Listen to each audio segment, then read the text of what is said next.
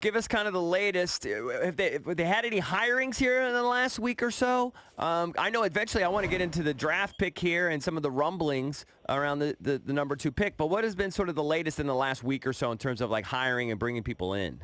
Yeah, they brought in 2 guys last week. Neither are like really that notable. One was an assistant D-line coach, and the other was a guy who was with Ron in Carolina and kind of director of player performance.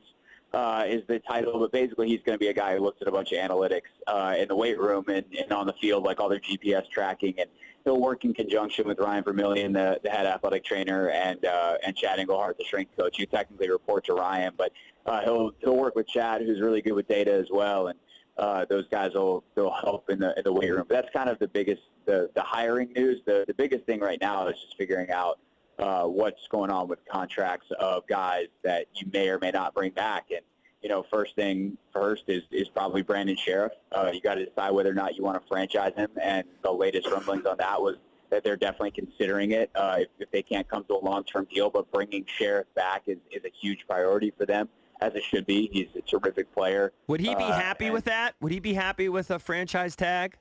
I don't think any player is ever happy with a franchise tag unless, there's some that have figured it out. Like Kirk figured it out. Like, hey, this is a pretty good deal. I get a ton of money, and I'm a free agent again, and I get more leverage next year and all that. But for a guy like Brandon, who's had the injury history he's had, hurt the last couple of years, you want that long-term security. You want a 4 or 5 year deal that's really a 3-year deal, but ultimately is going to set you up for a long time.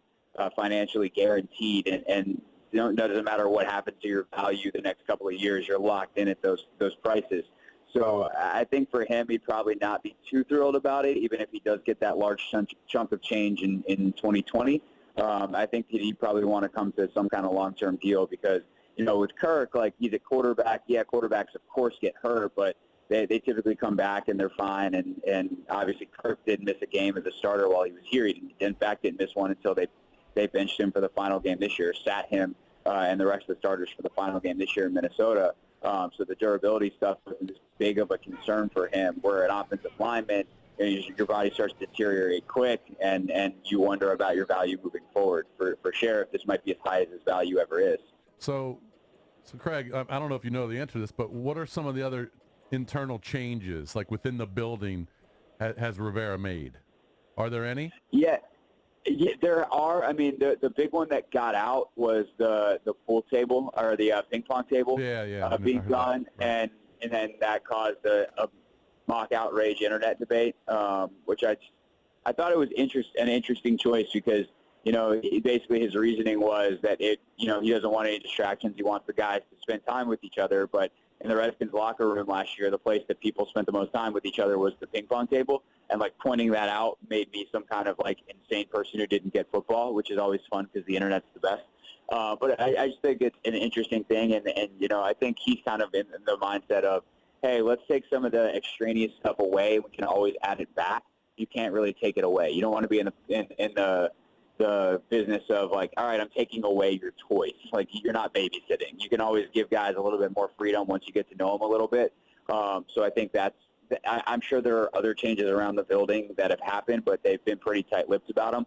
When you start to ask about those kinds of things, we've changed some stuff. We don't really want to make it public yet, but they haven't, and the players obviously haven't largely been in the building, so it's harder to ask them about those kinds of stuff. But there have been changes, and I think there will be more changes to things like schedules and all that kind of stuff, but those aren't public at this time and haven't been talked about behind the scenes either. Yeah. What about the Trent situation? Any rumblings there?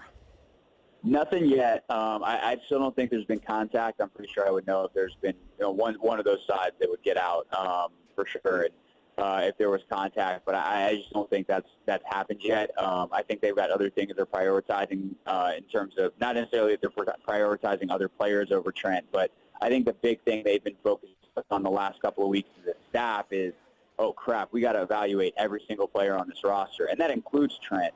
And then I think once they kind of have their evaluation set and kind of figure out the timeline of what not the timeline, but what they feel like strength-wise is good on their roster, or what they feel like they need to what they feel like they need to have moving forward, and where Trent's kind of priority lies, not in terms of like what he wants, but like where is Trent Williams coming back on their list of priorities and what they need.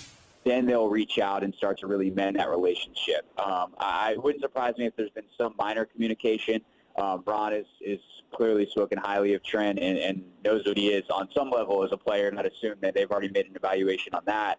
But they, as far as I know, haven't connected yet, but that is definitely on their list, probably somewhere below Sheriff and above guys like Josh Norman figuring it out. All right, I want to get into the draft. We're talking to Seahoff, Craig Hoffman, our beat reporter for the Skins. He's in Miami. So for the draft, is Ron Rivera making the draft pick, or is it Kyle Smith? So it essentially is both, and I know everyone hates that answer. Kyle is the one who is in charge of the draft board and is the VP of player personnel now. He's got a director who used to be his assistant director, who got elevated and is going to be working that part as well. But I would assume that, especially this year, Kyle is really going to be in charge of the draft board because for 9 months he was at the head of that process as director of college scouting. So ultimately what happens is over the next couple of months, the college scouts are working. The pro scouts actually spend, after free agency, some time working on the college guys as well.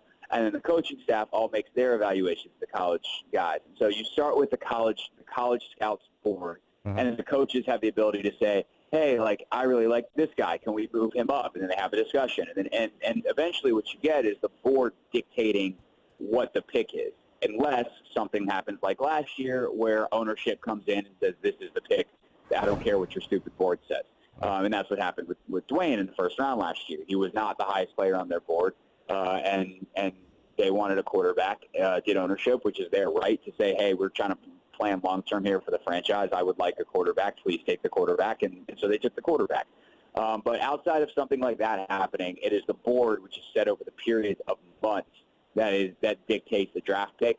Kyle has the biggest influence on that board, and ultimately I think is the one that sets it. But Ron's got the most power in the organization. If Ron says, no, that guy's above that guy, Kyle doesn't really have any repercussions. So in that way it's Ron, but really it is a giant process that happens and everyone makes their arguments. And I guess Ron has the final say, or Dan has the final say, but Ron's got the final say, but Kyle's got the biggest influence. And I think that Ron would not have approved the elevation of Kyle to the new position if he didn't trust Kyle's judgment and didn't think he did a good job. So I think Kyle has the biggest influence.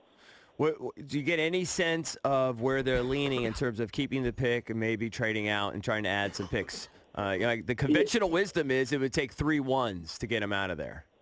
Yeah, I think it's too early for that, just because I don't think another team is going to tip their hand this early in the process. No one is making offers right now, so it's impossible to know. It's one thing to be like, I wouldn't do that. We can come up with like all these stupid sports radio bets. Oh, would you do that thing for $1 billion? It's like, no, you couldn't buy me. Well, if $1 billion is sitting in front of you, are you really going to say no? And so it's that kind of thing where, until we get later and some of these potential offers become real, I don't think that they're going to ever say like, we're thinking about trading the pick. Hey, come with your best offer. It's going to take a team blowing their doors off to get them away. More likely to be the players, maybe a Miami, maybe a Chargers, teams that need a quarterback. Yeah, and I think Miami's always the one to watch because they've got 3 first-rounders. And so you give up 2 of those, you switch at 5 and 2, give up either 18, I think it's 18 and 25. You give up one of those and maybe a future 18 and 26. Yeah, so that's the kind of deal where you could get it done because, Chase Young's incredible, but so is Isaiah Simmons, so is Grant Delpit, so is Jeff Okuda. And those are positions of need for this team. They need another linebacker. They need a safety. They need a corner. And so if you can, if you can guarantee yourself that you're going to get one of those guys or Chase Young at 5 and recoup picks in a draft where you've already given up your 2 because you wanted to trade up for Montez Sweat last year, then I think you have to at least consider it. It's going to also depend on, as they go through this process, what does Jack Del Rio and what does Ron Rivera think of Chase Young? If they think that dude's the next Von Miller, and there's just nothing that can move them off of him as they go through their draft process, which they still haven't started because they've been evaluating the Redskins roster, then that price goes up or maybe is non-existent. But I think it's just too early right now to know. But those are the kinds of guys they'd be looking at, long term if they do decide to move the pick, and that's the kind of, you're right, 3 1s or 2 1s and a 2 in a future, whatever. Like, those are the kinds of things that could actually move them off to if such a deal was going to happen.